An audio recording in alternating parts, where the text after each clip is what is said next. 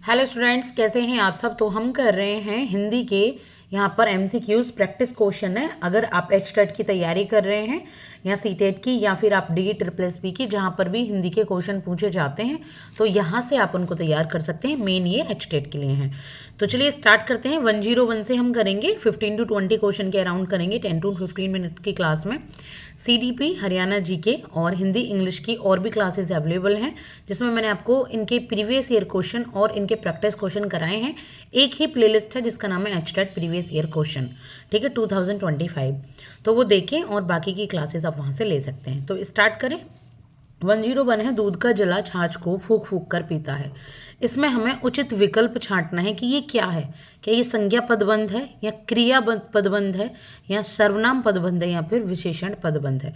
तो दूध का जला छाछ को फूक फूक कर पीता है, ये क्या है, ये क्रिया पदबंध है। फूक फूक कर पीता है, मेन क्या है इसमें, दूध का जला। यहाँ पे क्या है, सारा ध्यान किस पे गया हुआ है, क्रिया पे। इसके बाद अब पद परिचय दीजिए, बहुत खूबसूरत पिल्ला है। क्या होगा ये, पद परिचय दीजिए, बहुत खूबसूरत पिल्ला है। तो कौन सा पद होगा इसमें, ये हमें बताना है। तो इसमें होगा यहाँ पे प्रतिवेशन क्रिया। क्या है, प्रतिवेशन क्रिया। साए से भागना, मुहावरे का सही अर्थ क्या है, परछाई के साथ चलना, किसी से दूर रहना, परछाई से दूर रहना या किसी के सामने रहना। तो क्या होता है, साए से भागना यानी कि किसी से दूर रहना, ठीक है। इसके बाद है आवट, प्रत्यय किस शब्द में नहीं है, लिखावट, सजावट, पठनीय या मिलावट। किस में नहीं है बताइए, आवट प्रत्यय किस में नहीं है, बहुत ही सिंपल है क्योंकि यहाँ दे आप ही नहीं हुआ है आवट, तो ये पठनीय में यहाँ पे आवट प्रत्यय नहीं है। तो वहाँ इस तरह के क्वेश्चन भी पूछ लिए जाते हैं एग्जाम में। इसके बाद है 105, निम्नलिखित वाक्यों में लिंग से प्रभावित कौन सा वाक्य सही है। लिंग से प्रभावित है कौन सा वाक्य है, काली कुत्ता भाग रहा है, काला कुत्ता भाग रहा है, काला कुत्ता भाग रही है या काले कुत्ता भाग रहा है। बताइए कौन सा सही होगा इसमें, जिसमें कि वर्तनी में भी कोई प्रॉब्लम ना हो। तो ये है काला कुत्ता भाग रहा है, ठीक है, ये बिल्कुल सही है। जो इसका लिंग है जैसे काला कुत्ता और उसके अकॉर्डिंग इसकी वर्ब है यानी कि क्रिया है। योगात्मक मूल्यांकन में आप किसका प्रयोग नहीं करेंगे, यानी कि जो समेटिव असेसमेंट होता है ना आपका, जो आपके पूरे साल में एक बार जैसे एग्जाम हो जाते हैं उसको कहते हैं समेटिव असेसमेंट। फॉर्मेटिव असेसमेंट कहते हैं जो आपके साल में एग्जाम यूनिट टेस्ट के थ्रू, ओरल के थ्रू, स्पोर्ट्स के थ्रू आपके चलते रहते हैं, आपका मूल्यांकन, उसको कहते हैं फॉर्मेटिव। ये होता है योगात्मक मूल्यांकन में। तो किसका प्रयोग नहीं होता, वस्तुनिष्ठ प्रश्न का नहीं होता, फिर या प्रश्नोत्तरी का नहीं होता, या निबंध वाले प्रश्नों का नहीं होता, या इनमें से कोई नहीं। क्या होगा इसका आंसर, इसका है प्रश्नोत्तरी। योगात्मक में प्रश्नोत्तरी नहीं होती कि आपने प्रश्न किया और बच्चे ने उसका आंसर किया। योगात्मक में क्या होता है, आपको याद है आपके टाइम पे या पहले बस एक एग्जाम दे दिया जाता है साल में, जैसे बोर्ड एग्जाम होते हैं और उसके आपको आंसर लिखने होते हैं। तो वस्तुनिष्ठ भी आते हैं, उसमें निबंध आते हैं, लेकिन प्रश्नोत्तरी का मतलब है कि किसी ने प्रश्न किए फिर आपने उसको उत्तर दिया उसका, तो ऐसे नहीं होते।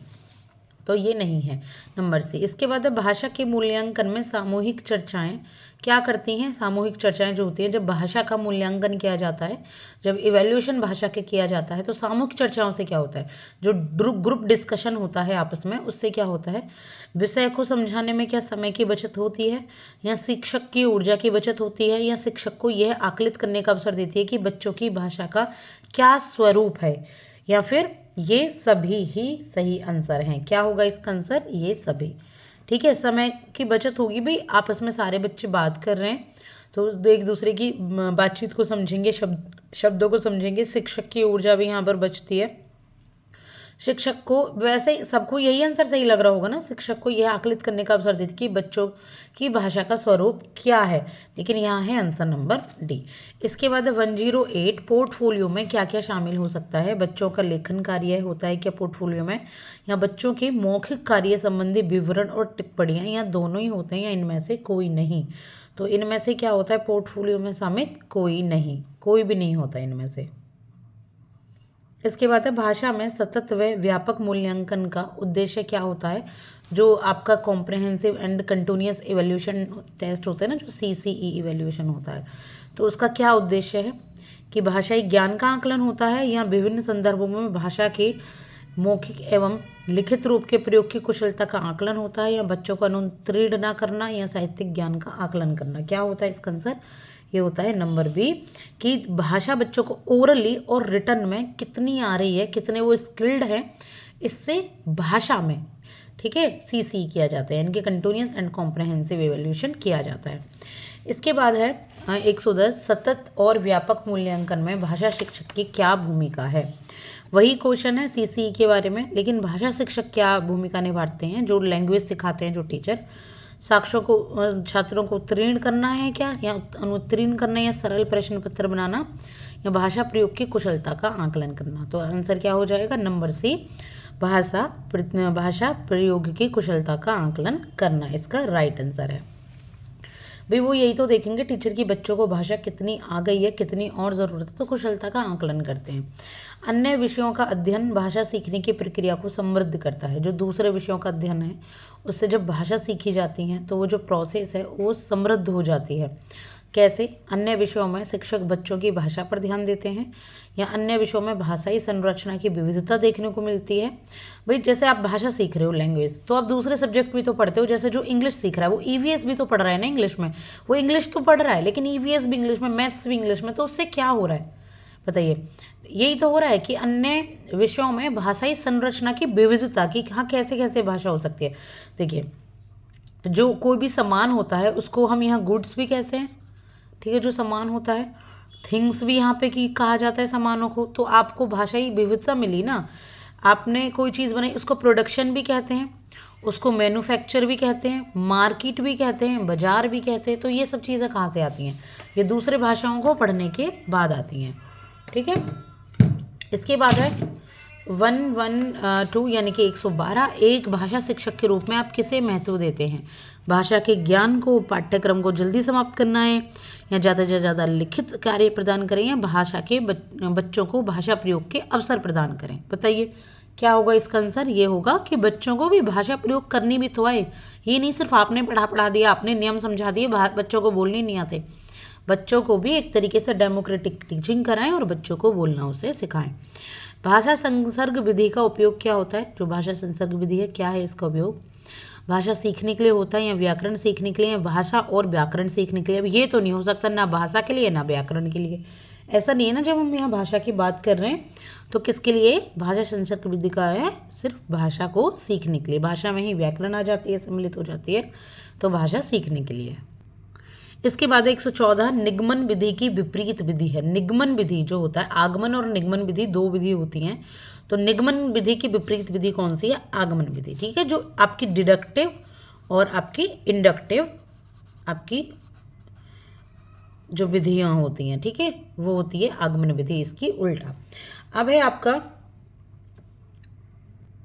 ज्ञात से अज्ञात की ओर। ये सूत्र कहाँ प्रयोग होता है, जहाँ मतलब पहले किसी चीज़ को आप जानते हैं फिर आप अज्ञात की ओर जाते हैं, यानी कि उदाहरणों से आप नियम की ओर जाते हैं। तो आगमन विधि में होता है या निगमन विधि में होता है, बताइए क्या आंसर है इसका। इसका होता है आगमन विधि में। मैंने इसके लिए पिछली क्लास में छोटा सा वो भी बताया था कि नियम से उदाहरण की ओर जाने पर निगमन विधि, नियम और निगमन जो पहले आ गया, और आपका उदाहरण से और वहाँ जाने तक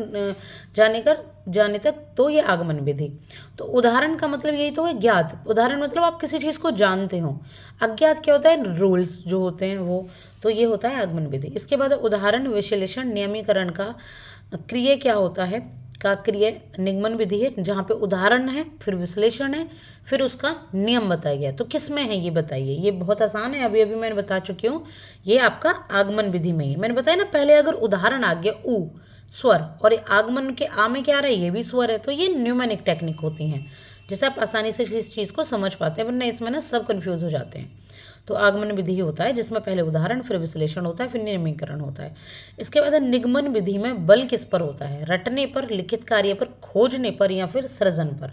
तो निगमन विधि में किसका में प्रयोग होता है, रटने पर। उसमें नियम से आप जाते हो उदाहरण की ओर, जैसे आप सीखते नहीं हो वर्तमान काल, तो उसमें पहले आपको वो नहीं बताया आपको उदाहरण, बल्कि बताया वर्तमान काल वह काल होता है जो समय भी चल रहा होता है। तो इस तरीके से ये निगमन विधि होती है जहाँ रटने पर जोर दिया जाता है। आगमन विधि में नियमों पर और आगमन विधि में आपके समझने पर जोर दिया जाता है। इसके बाद है जड के अनुसार। जड एक भाषा शिक्षक रहे हैं, तो उच्च कक्षाओं के वाचन की सबसे अच्छी विधि मौन वाचन है। जब कोई बालक चलना सीखता है तो खिसकना छोड़ देता है। इस प्रकार मौन वाचन में निपुणता प्राप्त करने पर सस्वर वाचन की आदत छोड़ देता है। जैसे पढ़ाई करते हैं तो कुछ बच्चे बिना बोले पढ़ते हैं ना, चुपचाप पढ़ रहे हैं, कुछ बच्चे बोल बोल कर पढ़ते हैं। तो ये कह रहे हैं जड के अनुसार कौन सा सही है, हमें ये बताना है कि क्या ऐसा होता है कि बड़ी क्लास के बच्चे मौन पढ़ते हों और वो छोड़ देते हैं आदत को, या उच्च कक्षाओं में वाचन की सबसे अच्छी विधि सस्वर वाचन है, या जो बड़ी कक्षा होती है उसमें बोल बोल कर पढ़ा जाए, ये सही विधि है। कौन सी होगी? तो इन्होंने जो बताई है वो पहली वाली ही सही है। उच्च कक्षाओं के वाचन की सबसे अधिक अच्छी विधि मौन विधि है। ठीक है, इसके बाद है मौन वाचन सर्वश्रेष्ठ विधि नहीं है। किस चीज़ के लिए? गद्य के लिए, कहानी के लिए, कविता के लिए, उपन्यास के लिए। बताइए मौन वाचन किसके लिए अच्छी विधि नहीं मानी जाती? तो ये किसके लिए है? मौन वाचन कविता के लिए तो भाई हो ही नहीं सकती ना। आप कविता कैसे करेंगे? आप जब तक स्वर ही नहीं निकालेंगे क्या मन मन में कविता पढ़ेंगे? तो इसके लिए सही विधि नहीं है। इसके बाद last question of the day, भाषा शिक्षण के दृश्य श्राव्य साधनों का प्रयोग होता है। दृश्य श्राव्य यानी कि जो ऑडियो विजुअल जो साधन होते हैं, क्या मनोरंजन के लिए होता है या विषय को रोचक और प्रभावशाली बनाने के लिए होता है? तो आंसर आपको मिल गया है नंबर सी। आई होप की क्लास आपको पसंद आई होंगी, आप और भी क्लास ले सकते हैं। ठीक है, thank you so much. I hope कि आपने सब्सक्राइब किया होगा चैनल को, नहीं किया है तो प्लीज़ कर लीजिएगा। Thank you.